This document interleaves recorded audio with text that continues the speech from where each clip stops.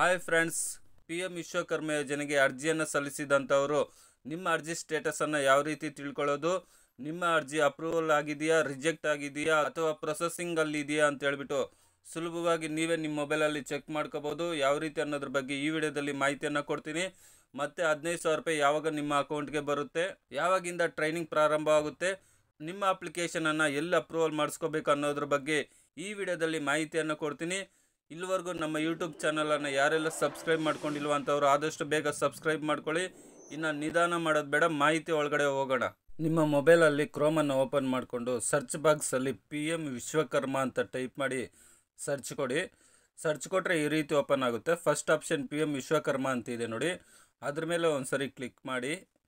Click ಮಾಡಿದ್ರೆ ಈ ರೀತಿ ಓಪನ್ ಆಗುತ್ತೆ. ಫಸ್ಟ್ ನಾವು ಇಲ್ಲಿವರೆಗೂ ಎಷ್ಟು ಅಪ್ಲಿಕೇಶನ್ ಹೋಗಿದೆ ಅನ್ನೋದ್ರ ಬಗ್ಗೆ ತಿಳ್ಕೊಳ್ಳೋಣ. ಇಲ್ಲಿ ನೀವು ನೋಡ್ತಾ ಇರ್ಬೋದು ಟೋಟಲ್ ಅಪ್ಲಿಕೇಶನ್ಸ್ ಎಷ್ಟು ಹೋಗಿದೆ ಅಂತ ಅಂದರೆ 71,94,602 ಜನ ಅಪ್ಲಿಕೇಶನನ್ನು ಹಾಕಿದ್ದಾರೆ. ಇದರಲ್ಲಿ 14,27,040 ಜನರದು ಫಸ್ಟ್ ಸ್ಟೇಜ್ ವೆರಿಫಿಕೇಷನ್ ಕಂಪ್ಲೀಟ್ ಆಗಿದೆ. ಸೆಕೆಂಡ್ ಸ್ಟೆಪ್ ವೆರಿಫಿಕೇಷನ್ ಬಂದುಬಿಟ್ಟು 6,05,240 ಜನದ್ದು ಅಪ್ಲಿಕೇಶನ್ ಸೆಕೆಂಡ್ ಸ್ಟೆಪ್ ಕಂಪ್ಲೀಟ್ ಆಗಿದೆ. ಇನ್ನು ಥರ್ಡ್ ಸ್ಟೆಪ್ ಅಪ್ರೂವಲ್ ಆಗಿರ್ತಕ್ಕಂಥವ್ರದ್ದು 2,92,368 ಜನರದು ಥರ್ಡ್ ಸ್ಟೆಪ್ ಕಂಪ್ಲೀಟ್ ಆಗಿದೆ. ಇನ್ನು ಟ್ರೈನಿಂಗ್ಗೆ ಸೆಲೆಕ್ಟ್ ಆದಂಥವರು 2,50,597 ಜನ ಸೆಲೆಕ್ಟ್ ಆಗಿದ್ದಾರೆ. ಸೆಲೆಕ್ಟ್ ಆದಂಥವ್ರಿಗೆ ಪ್ರತಿ ದಿವಸ ಟ್ರೈನಿಂಗಲ್ಲಿ 500 ರೂಪಾಯಿ ಕೊಡ್ತಾರೆ. ಟ್ರೈನಿಂಗ್ ಬಂದು 5ರಿಂದ 15 ದಿವಸ ಇರುತ್ತೆ. ಸೊ ಆ ಟ್ರೈನಿಂಗಲ್ಲಿ ಪ್ರತಿ ದಿವಸ 500 ರೂಪಾಯಿ ಕೊಡ್ತಾರೆ. ನಂತರ ಟ್ರೈನಿಂಗ್ ಮುಗಿದ ಮೇಲೆ ಅವ್ರಿಗೆ 15,000 ರೂಪಾಯಿ ಅವರ ಅಕೌಂಟ್ಗೆ ಕಿಟ್ಗಾಗಿ ಟ್ರಾನ್ಸ್ಫರ್ ಮಾಡ್ತಾರೆ. ನಂತರ ಬೇಕು ಅಂದರೆ 1 ಲಕ್ಷ ಲೋನನ್ನು ಮಾಡಿಕೊಡ್ತಾರೆ. ನಿಮ್ಮ ಅಪ್ಲಿಕೇಶನ್ ಸ್ಟೇಟಸ್ ಯಾವ ಸ್ಟೇಜಲ್ಲಿದೆ ಅಂತ ಹೇಳ್ಬಿಟ್ಟು ಯಾವ ರೀತಿ ಚೆಕ್ ಮಾಡೋದು ಅನ್ನೋದನ್ನು ಈಗ ತಿಳಿಸ್ತೀನಿ. ಸ್ವಲ್ಪ ನೀವು ಸ್ಕ್ರಾಲ್ ಅಪ್ ಮಾಡಿದ್ರೆ ಈ ರೀತಿ ಓಪನ್ ಆಗುತ್ತೆ. ಇಲ್ಲಿ ರೈಟ್ ಸೈಡಲ್ಲಿ ಲಾಗಿನ್ ಅಂತಿದೆ ನೋಡಿ, ಅದ್ರ ಮೇಲೆ ಒಂದ್ಸರಿ ಕ್ಲಿಕ್ ಮಾಡಿ. ಅಪ್ಲಿಕೆಂಟ್ ಆರ್ ಬೆನಿಫಿಷರಿ ಲಾಗಿನ್ ಅಂತಿದೆ ನೋಡಿ, ಅದ್ರ ಮೇಲೆ ಒಂದ್ಸರಿ ಕ್ಲಿಕ್ ಮಾಡಿ. ಕ್ಲಿಕ್ ಮಾಡಿದ್ರೆ ಈ ರೀತಿ ಓಪನ್ ಆಗುತ್ತೆ. ಪ್ಲೀಸ್ ಎಂಟರ್ ಮೊಬೈಲ್ ನಂಬರ್ ಹತ್ರ ನಿಮ್ಮ ಆಧಾರ್ ಕಾರ್ಡ್ಗೆ ರಿಜಿಸ್ಟರ್ ಆಗಿರುವ ಮೊಬೈಲ್ ನಂಬರನ್ನು ಹಾಕಿ. ಅಂದರೆ ಅಪ್ಲಿಕೇಶನ್ ಹಾಕುವಾಗ ನೀವು ಯಾವ ಮೊಬೈಲ್ ನಂಬರನ್ನು ಕೊಟ್ಟಿರ್ತೀರಾ ಆ ಮೊಬೈಲ್ ನಂಬರನ್ನು ಇಲ್ಲಿ ಎಂಟ್ರಿ ಮಾಡಿ. ನಂತರ ಇಲ್ಲಿ ಕೆಳಗಡೆ ಏನು ಕ್ಯಾಪ್ಚರ್ ಕಾಣಿಸ್ತಾ ಇದೆ ಆ ಒಂದು ಕ್ಯಾಪ್ಚರನ್ನು ಆ ಒಂದು ಬಾಕ್ಸಲ್ಲಿ ಟೈಪ್ ಮಾಡಿ. ಕೆಳಗಡೆ ಲಾಗಿನ್ ಅಂತ ಕಾಣಿಸ್ತಾ ಇದೆ ನೋಡಿ, ಅದ್ರ ಮೇಲೆ ಒಂದ್ಸರಿ ಕ್ಲಿಕ್ ಮಾಡಬೇಕಾಗುತ್ತೆ. ನೀವು ಕ್ಲಿಕ್ ಮಾಡಿದ್ರೆ ರಿಜಿಸ್ಟರ್ ಆಗಿರುವ ಮೊಬೈಲ್ ನಂಬರ್ಗೆ 6 ಅಂಕೆಯ OTP ಹೋಗುತ್ತೆ. ಆ OTPಯನ್ನು ನೀವು ಆ ಒಂದು ಬಾಕ್ಸಲ್ಲಿ ಎಂಟ್ರಿ ಮಾಡಿ ಕಂಟಿನ್ಯೂ ಅನ್ನೋದ್ರ ಮೇಲೆ ಒಂದ್ಸರಿ ಕ್ಲಿಕ್ ಮಾಡಿ. ಲೋಡಿಂಗ್ ಆಗಿ ಈ ರೀತಿ ನಿಮ್ಮ ಒಂದು ಅಪ್ಲಿಕೇಶನ್ ಓಪನ್ ಆಗುತ್ತೆ. ಇಲ್ಲಿ ನೀವು ನೋಡ್ತಾ ಇರ್ಬೋದು ಅಪ್ಲಿಕೆಂಟ್ ನೇಮ್ ಇರುತ್ತೆ. ನಂತರ ಅಪ್ಲಿಕೆಂಟ್ ಸ್ಟೇಟಸನ್ನು ಚೆಕ್ ಮಾಡ್ಕೋಬೋದು. ಅಪ್ಲಿಕೆಂಟ್ ಸಬ್ಮಿಟ್ ಆದಂತಹ ಡೇಟು ನಿಮ್ಗೆ ಕಾಣಿಸುತ್ತೆ. ನಂತರ ಅಪ್ಲಿಕೆಂಟ್ ನಂಬರ್ ಕಾಣಿಸುತ್ತೆ. ಸೊ ಇಲ್ಲಿ ನಿಮ್ಮ ಒಂದು ಅಪ್ಲಿಕೇಶನ್ ನಂಬರು ನೇಮ್ ಎಲ್ಲ ಕಾಣಿಸುತ್ತೆ. PM ವಿಶ್ವಕರ್ಮ ರಿಜಿಸ್ಟ್ರೇಷನ್ ಅಂತ ಕಾಣಿಸ್ತಾ ಇದೆ ನೋಡಿ. ಫಸ್ಟ್ ಸ್ಟೆಪ್ ಕಂಪ್ಲೀಟ್ ಆಗಿದೆ, ಗ್ರೀನ್ ಮಾರ್ಕಲ್ಲಿ ಬಂದಿದೆ ನೋಡಿ ಬಾಕ್ಸಲ್ಲಿ. Aadhaar KYC is completed, second ಸಹ ಗ್ರೀನ್ ಬಂದಿದೆ. PM ವಿಶ್ವಕರ್ಮ ರಿಜಿಸ್ಟ್ರೇಷನ್ ಅಂತ ಹೇಳ್ಬಿಟ್ಟು. ಥರ್ಡ್ ಸ್ಟೆಪ್ ಬಂದ್ಬಿಟ್ಟು ಗ್ರೀನ್ ಸಿಂಬಲ್ ಬಂದಿಲ್ಲ. ಯಾವಾಗ ನಿಮ್ಮ ಅಪ್ಲಿಕೇಶನ್ ಗ್ರೀನ್ ಸಿಂಬಲ್ ಬರುತ್ತೆ ಥರ್ಡ್ ಸ್ಟೆಪ್ ವೆರಿಫಿಕೇಷನಲ್ಲಿ, ಆಗ ನಿಮ್ಮ ಒಂದು ಅಪ್ಲಿಕೇಶನ್ ಅಪ್ರೂವಲ್ ಆಗಿದೆ ಅಂತ ಹೇಳ್ಬಿಟ್ಟು. ಸೊ ಇಲ್ಲಿ ಇವರ ಒಂದು ಅಪ್ಲಿಕೇಶನ್ ಅಪ್ರೂವಲ್ ಆಗಿಲ್ಲ.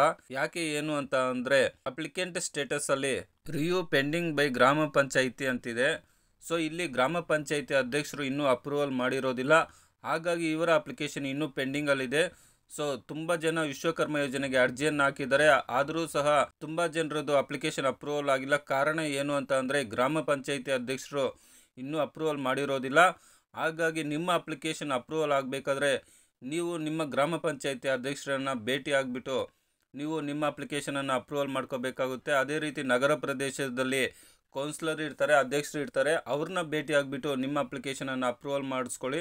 ಅಪ್ರೂವಲ್ ಮಾಡಿಸ್ಕೊಂಡಿದ್ದಾದಮೇಲೆ ನಿಮಗೆ ಒಂದು ID ಕಾರ್ಡ್, ಇದೇ ಆಪ್ಷನಲ್ಲಿ ID ಕಾರ್ಡ್ ಮತ್ತು ಸರ್ಟಿಫಿಕೇಟನ್ನು ನೀವು ಡೌನ್ಲೋಡ್ ಮಾಡ್ಕೋಬೋದು. ಅದೇ ರೀತಿಯಾಗಿ ಪೋಸ್ಟ್ ಮುಖಾಂತರನೂ ಸಹ ನಿಮಗೆ ಫ್ರೀಯಾಗಿ ID ಕಾರ್ಡ್ ಮತ್ತು ಸರ್ಟಿಫಿಕೇಟ್ ಪೋಸ್ಟ್ ಮುಖಾಂತರ ಬರುತ್ತೆ.